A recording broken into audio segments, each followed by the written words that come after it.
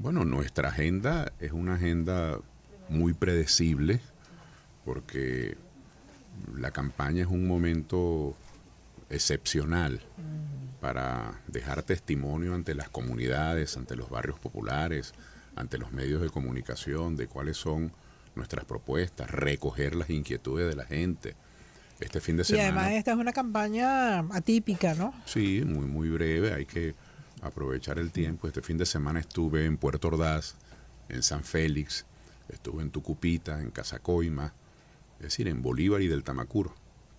Y ya esta semana que está comenzando, me voy a ir para Mérida, para Trujillo y seguimos recorriendo, aprovechando los 50 y algo que quedan Gracias. en establecer contacto directo con los equipos que nos apoyan y en vincularnos más cercanamente a varias organizaciones, además de Soluciones, que han decidido apoyarnos. Por ejemplo, Alianza Centro, que es conducida por César Mogollón, un importante líder aragüeño, pero que ha hecho y ha formado cuadros políticos en todo el país. Innovación por Venezuela, Innove, que está liderado por Alison Álvarez. Independientes por Venezuela, que nació en Anzoátegui, pero tiene ramificaciones en 14 estados. Y así algunas organizaciones que han tomado la decisión de apoyar mi candidatura. Y luego individualidades valiosísimas, a quienes estimo mucho, que vienen del mundo de la lucha de la izquierda de muchos años y que después de debatir las opciones, primero convinieron en que no van a formar parte del abstencionismo y segundo, que no van a votar nulo. Es decir, que son dos opciones que descartaron después del análisis y muchos de ellos pues han también tomado la opción de mi candidatura. Así que para nosotros es un momento de coordinar, es un momento, porque muchas veces se habla de alianzas entre quienes ya estamos inscritos y se deja por fuera. Que te lo iba a preguntar si esa Sí, posibilidad sigue abierta, que no, porque hagas eso alianzas con los que están ya. se habla de esa alianza, se restringe el análisis político a quienes logramos formalizar una inscripción y se obvia, Esther, se deja por fuera a muchos movimientos que, si bien no pudieron satisfacer los requisitos administrativos para registrarse como partido o para tener una tarjeta, sin embargo congregan inquietudes sociales y congregan compromisos de la gente, y yo tengo pues la responsabilidad de haber recibido el apoyo de varios de ellos. Te reitero la pregunta, ¿está abierta esa posibilidad de alianzas, de que declines tu candidatura? Mira, Esther, fíjate, primero una cuestión que a lo mejor es la menos importante, ¿no? Ya llevamos 25 años de gobierno chavista y tenemos ya como 23 años quizás con estas coordinadoras de algunos partidos de oposición, que primero se llamó la Coordinadora Democrática, después se llamó la Mesa de la Unidad Democrática y ahora se llama la Plataforma de la Unidad. En sustancia, en lo sustantivo, es la misma criatura bautizada 3 veces. Yo nunca he asistido en estos 23 años a ninguna reunión, ni he tenido reunión por teléfono ni presencial con estos compatriotas, porque desde un principio estuvimos abismalmente separados. Desde cuando muchos de ellos pues apoyaron el paro petrolero y yo lo protesté, otros de ellos, creo que todos, apoyaron el Carmonazo y yo lo protesté, apoyaron aquel sinsentido de politizar la Fuerza Armada con la confrontación abierta en la Plaza Altamira, que la protesté. Y luego, bueno, lo demás es historia. Yo me he opuesto a la abstención, me he opuesto a la injerencia extranjera, considero una gran estafa histórica, un gran engaño y además un factor que sembró desconfianza internacional sobre el país, lo de los 5 años del supuesto gobierno interino, y me he opuesto a las sanciones. Es decir, que realmente no nos vincula nada. Hay una coincidencia genérica, que es que, digamos, luchamos por el cambio, pero son cambios distintos. Yo aspiro a un cambio para que el país se reconcilie, otros aspiran a un cambio que el modo como lo presentan no sería sino aumentar la conflictividad y la retaliación. Eso me interesa que lo comente con más detalle. Quiero recordarle además a quienes nos están escuchando que conversamos con Claudio Fermín. Él es candidato presidencial del partido Soluciones para Venezuela, el partido que además lidera, porque yo creo que compartimos la preocupación de un lenguaje que quiere disimular la conflictividad, pero es, siguiendo con el refrán popular, un mismo museo con distinto cachimbo. Aquello de que queremos la unidad, queremos reencontrarnos, pero entonces ese pero es preocupante, ¿no? Y Mire, más cuando la señora que está detrás del señor González habla de pedir apoyo a la comunidad internacional. En un pasado no muy lejano, también pidió apoyo, pero para una intervención militar. Esther, yo en algunas ocasiones he podido compartir contigo este micrófono de Unión Radio, gracias a la gentileza del emisor y a tu bondad, y siempre he observado las deficiencias de la política económica. Una política económica restrictiva que en vez de ensanchar el aparato productivo lo ha reducido, lo ha erosionado. Una política de servicios públicos muy deficiente, una política gerencial infructuosa, no da pie con bola. Es decir, a los hechos me remito, pues no hay agua, apagones, transporte público de pasajeros, etcétera. Pero además de esa política económica que hemos venido reclamando que se modifique, y además de la política gerencial, que es como un comisariato, ¿no? Uno ve gente que puede ser a la vez ministro de Educación, ministro de Asuntos Eléctricos, ministro de Asuntos Exteriores. Una sola persona puede ocupar 6 ministerios distintos porque no importa su especialidad. Lo que interesa es que sea un comisario político. Esas filosofías y esas prácticas son dañinas. Pero quiero insistir que igual de dañino es el modelo político de la confrontación. Ese modelo político del exterminio del contrario, de asfixiar al contrario, de buscar todas las culpas siempre en el otro, de prometer, unos prometen no volverán y los otros dicen en el otro extremo los meteré presos a todos. Bueno, entonces, es decir, el país está siendo escenario de odios, de rivalidades, de disgustos perpetuos. Entonces yo insisto en plantear, y se lo planteo también a los demás candidatos, que no tengamos ninguna pena, ninguna vergüenza de ir en sentido contrario. El país lo que necesita es entendimiento. El país necesita acuerdos. El país necesita convergencia, sinergia, marchar todos en 4 o 5 aspectos básicos en el mismo sentido. Entonces yo he planteado un gobierno de integración, mientras veo que otros discursos insisten en un gobierno de exclusión. Es decir, prometen algo así como yo llego, pero este no estará.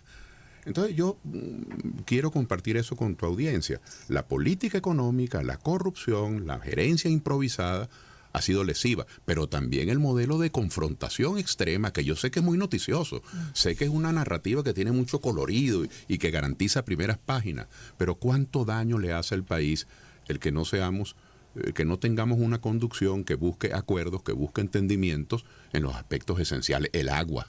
Es decir, que tengamos una política de inversión, bueno, de pero ingeniería. es que de hecho quizás desde el gobierno hay más propuestas específicas en sectores, bueno, porque están en el gobierno, tienen que decir algo respecto a la política petrolera, a los servicios públicos, Bueno, etcétera. Pero es que desde el sector de las candidaturas opositoras, Claudio, propuestas concretas hay muy poco. Yo he escuchado a Luis Eduardo Martínez hablar de aumento de salario, por ejemplo, y francamente, con todo el respeto que me merece Luis Eduardo, es una propuesta irreal.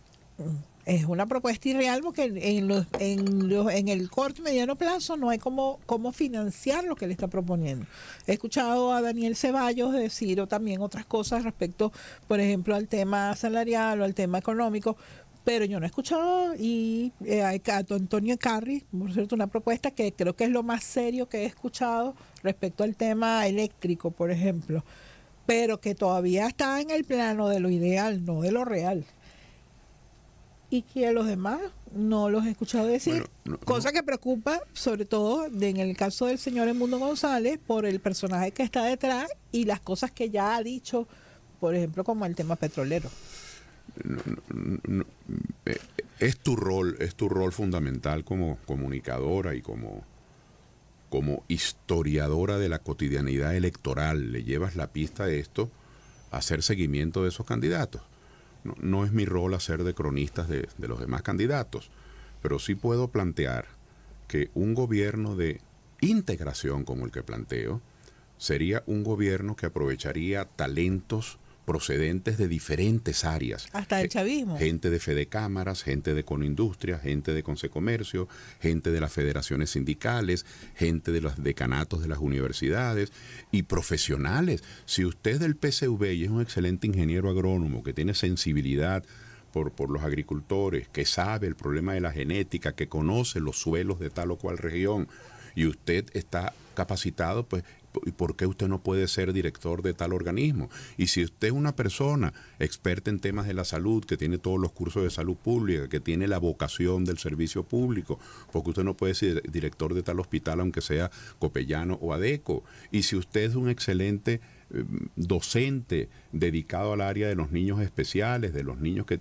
exigen pues una atención muy especializada porque tienen condiciones que no son sencillas, y usted no es de ningún partido porque usted va a ser excluido.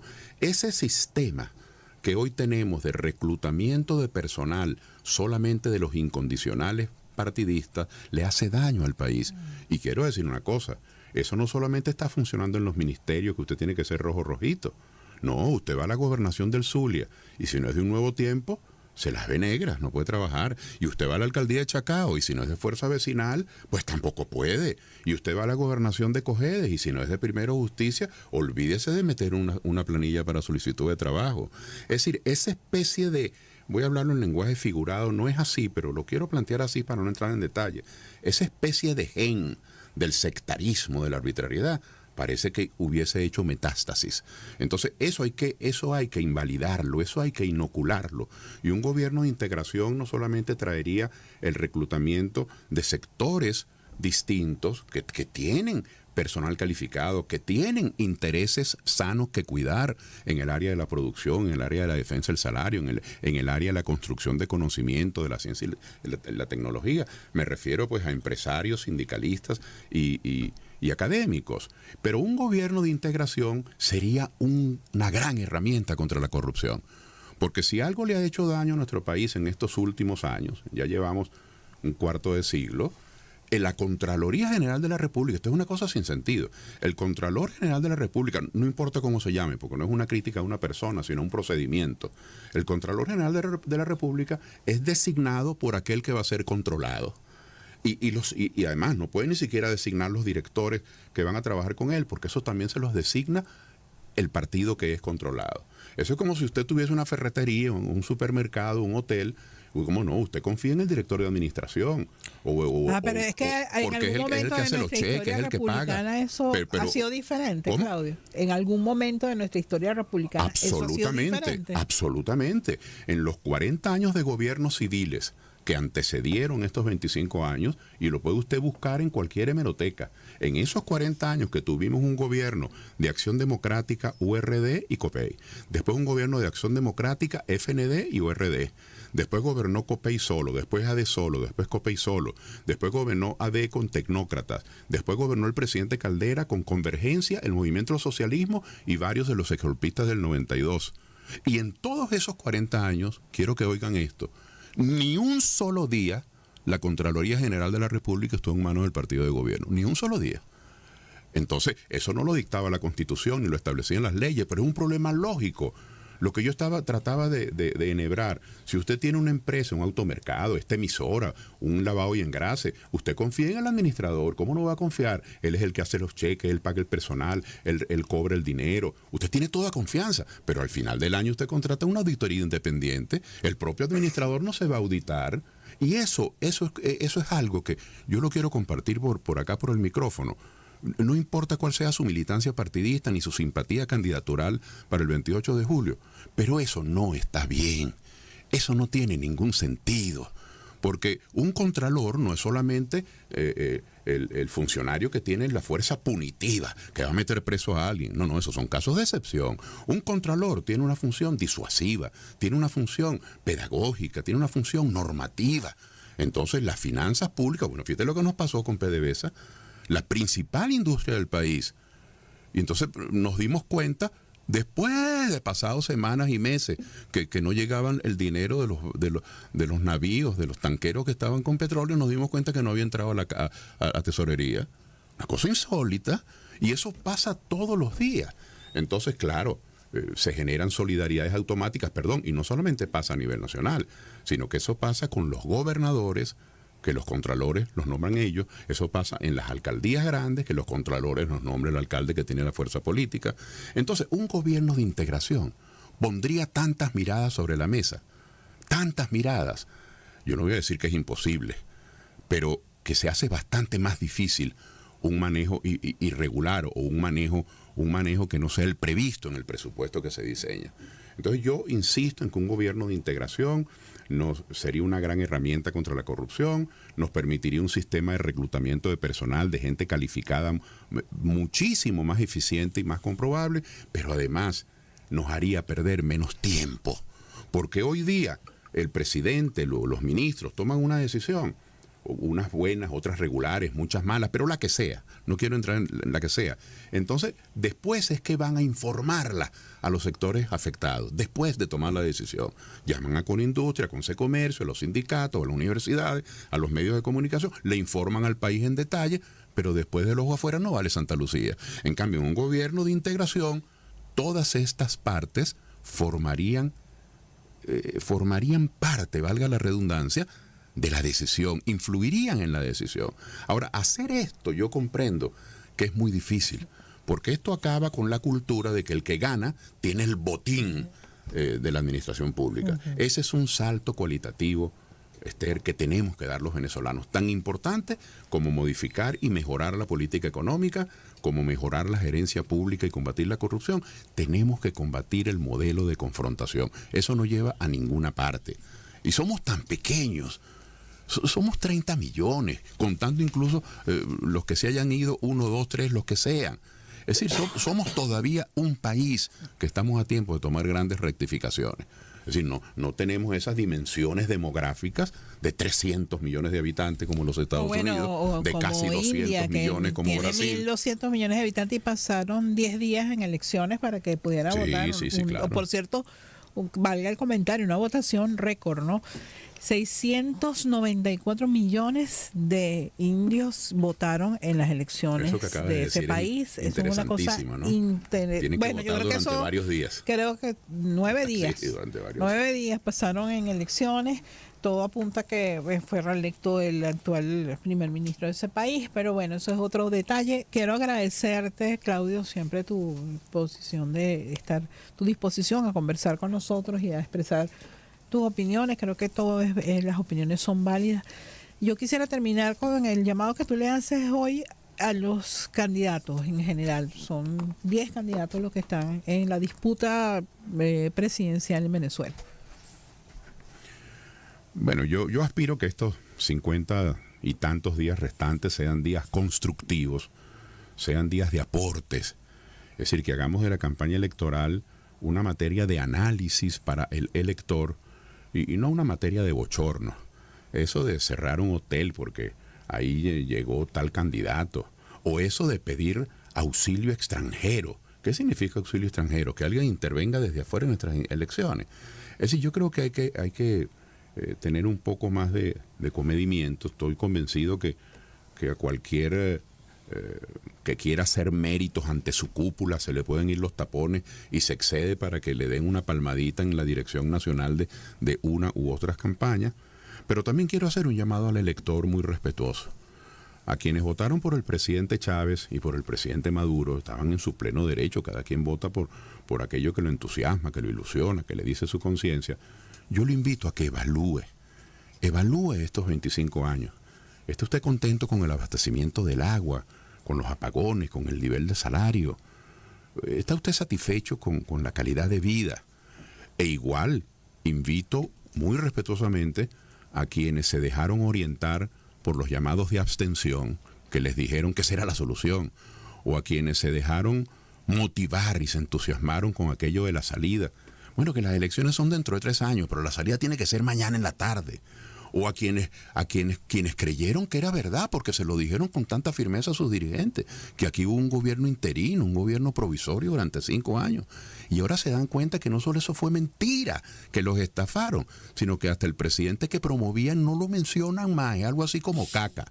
Sí, y aquellos que se dejaron orientar por quienes llaman a bloqueo y a sanciones, yo les pregunto, ¿con eso se logró el cambio? ¿Ustedes creen que eso le hizo bien al país, los 5 años del supuesto gobierno interino o los reclamos de bloqueo?